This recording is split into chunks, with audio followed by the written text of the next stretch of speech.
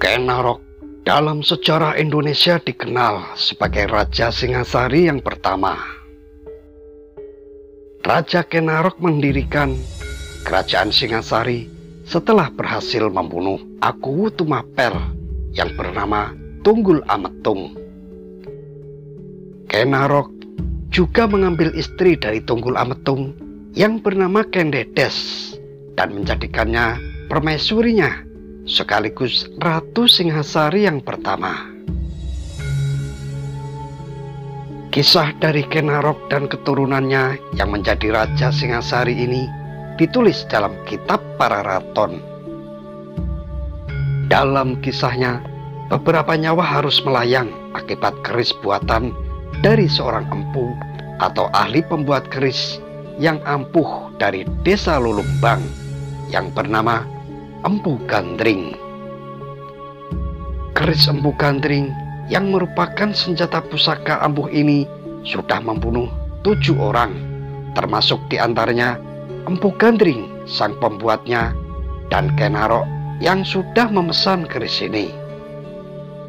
Seperti yang dikisahkan dalam kitab Pararaton, Ken Arok sejak masih bayi sudah dibuang orang tuanya di sebuah pemakaman. Ken Arok kemudian ditemukan oleh seorang penyamun yang bernama Bangu Samparan. Lalu dibesarkan dan dididik oleh Bangu Samparan sehingga pandai dalam bela diri dan menjadi seorang penyamun juga. Namun nasib baik ternyata menghampiri Ken Arok. Atas bantuan dari Brahmana bernama Lohgawe, Ken Arok dapat mengabdi di Tumapel dan diangkat sebagai pekerja dari Akuwu Tumapel yang bernama Tunggul Ametung. Karena keserakahannya, Ken Arok ingin juga menguasai daerah dari Akuwu Tumapel dan sekaligus istri dari sang Akuwu. Rencana jahat akhirnya disusun oleh Ken Arok. Atas petunjuk dari Bangu Samparan, Ken Arok memesan sebuah keris kepada Empu Gandring, seorang ahli pembuat keris, sahabat dan kawan lama dari ayah angkatnya, yakni Bangu Samparan. Empu Gandring dikenal berasal dari desa Lulumbang atau Palumbangan atau desa Plumbangan, kecamatan Doko yang berada di wilayah Wulingi, Blitar. Tempat tinggal Empu Gandring ini sekarang diperkirakan berada di Dukuh Pandean, Wulingi, Blitar, Jawa Timur. Sedangkan menurut kisahnya, Bangu Samparan, ayah angkat Ken Arok, berasal dari Karuman, Karum, Blitar, Jawa Timur. Di kemudian hari, setelah Ken Arok menjadi Raja Singasari, untuk menebus kesalahannya, Ken Arok menjadikan desa Lulumbang atau Palumbangan menjadi daerah perdikan yang dibebaskan dari pajak. Pintu gerbang masuk ke wilayah Palumbangan ini pernah diperbaiki pada era kerajaan Majapahit. Dan sampai sekarang ada sebuah peninggalan yang dikenal di daerah Palumbangan ini, yaitu candi yang diberi nama Palumbangan atau Plumbangan.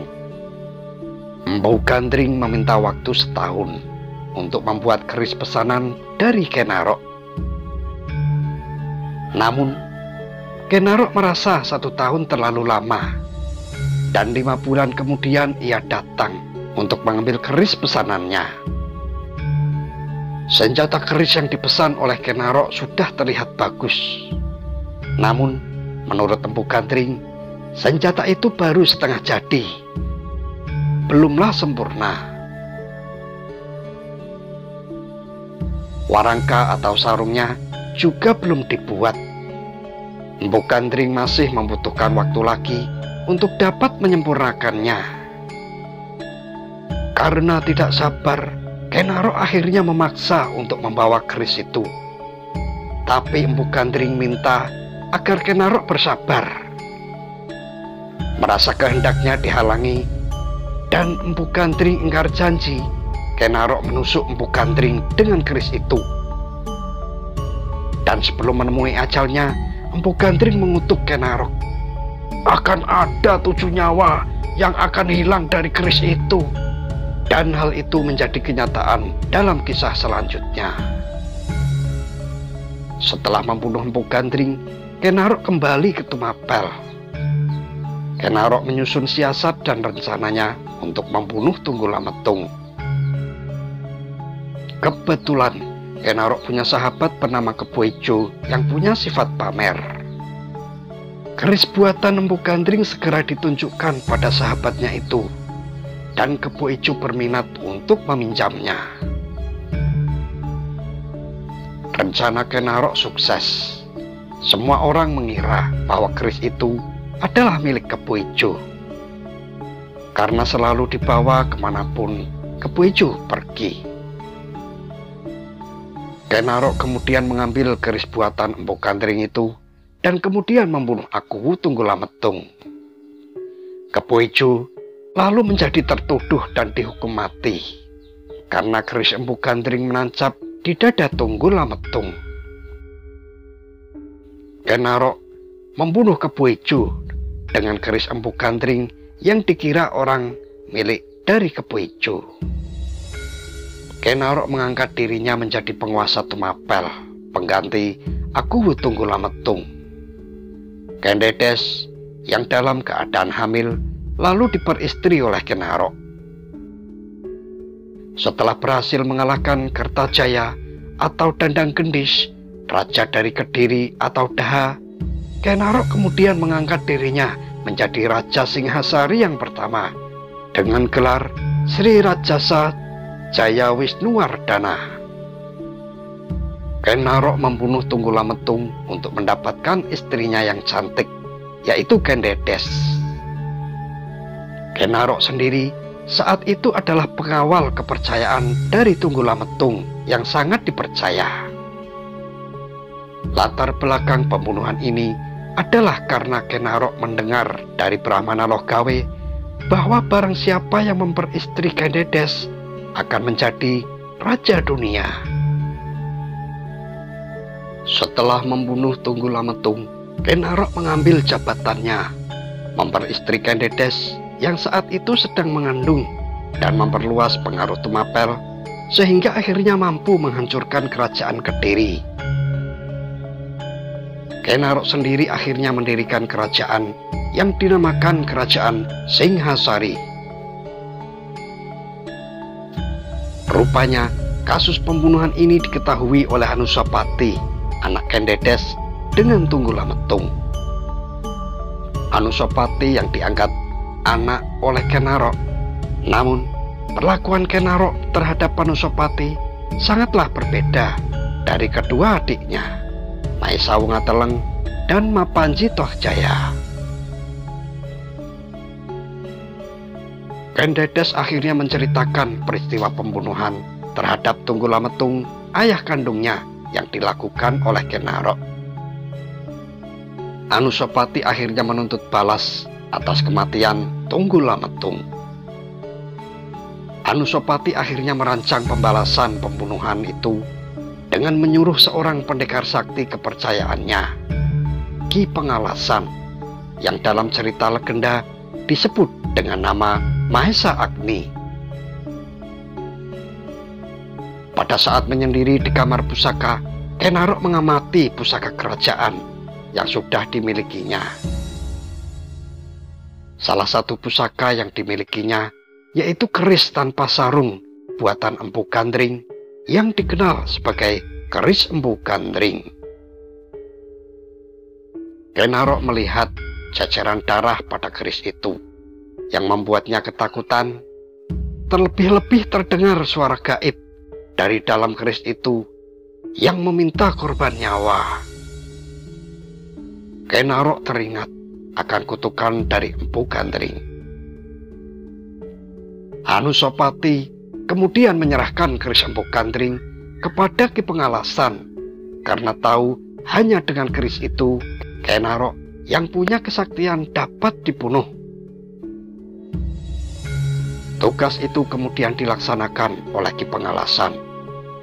Dan untuk menghilangkan jejak, Anusapati membunuh Ki Pengalasan dengan keris Empu Gandring juga. Anusapati mengambil alih pemerintahan Kyai Narok. Namun tidaklah lama, Mapanji Tohjaya, putra dari Kyai Narok, dari Ken Umang, akhirnya mengetahui kasus pembunuhan Kyai Narok itu. Dan Mapanji Tohjaya pun menuntut balas. Mapanji Tohjaya mengadakan acara sabung ayam kerajaan yang memang sangat digemari Anusapati. Ketika Anusapati lengah, Mapanji Tohjaya mengambil keris pusaka Empu Gandring dan langsung membunuhnya di tempat. Mapanji Tohjaya membunuh Anusapati dan mengangkat dirinya sebagai Raja Singhasari menggantikan Anusapati. Mapanji Tohjaya tidak lama memerintah di kerajaan Singhasari. Muncul berbagai ketidakpuasan baik di kalangan rakyat dan bahkan di kalangan elit istana yang merupakan keluarga dan saudaranya sendiri. Di antaranya Mahisa Cempaka dan Dyah Lembutal.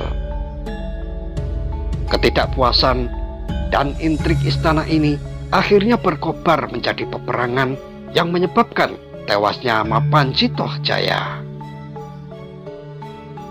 Setelah keadaan berhasil dikuasai, tahta kerajaan akhirnya dilanjutkan oleh Ranggawuni yang memerintah cukup lama dengan gelar Wisnuwardana. Mahesa Campaka menjadi wakil raja sekaligus juga penasehat dengan gelar Narasinghamurti. Kerajaan Singhasari mengalami masa damai selama beberapa tahun. Namun, dalam kitab Pararaton disebutkan bahwa Mapanji Tohjaya tidak tewas karena keris Empu Gandring, tetapi karena lemparan lemping atau lemparan tombak. Hal ini membuat kisah hilangnya 7 nyawa seperti kutukan dari Empu Gandring jadi sedikit berbeda. Pada akhir hayatnya, di ujung keris buatannya sendiri, Empu Gandring mengutuk Kyai Narok bahwa keris itu akan menelan korban 7 turunan dari Kyai Narok. Dalam sejarah ataupun legenda diketahui, ternyata ada 7 orang yang terbunuh oleh keris Empu Gandring. Yang pertama, Empu Gandring, sang pembuat keris. Dan yang kedua adalah Kebu Ijo, kawan dari Kyai Narok. Yang ketiga, Tunggul Ametung, Akuwu Tumapel. Dan yang keempat adalah Kyai Narok, pendiri kerajaan Singhasari. Yang kelima, Ki Pengalasan, pengawal Anusapati yang membunuh Kyai Narok. Dan yang keenam, Anusapati, anak Kyai Dedes dan Tunggul Ametung, yang memerintahkan pembalasan dendam dengan menyuruh Ki Pengalasan untuk membunuh Kyai Narok. Dan yang ketujuh adalah Kyai Dedes.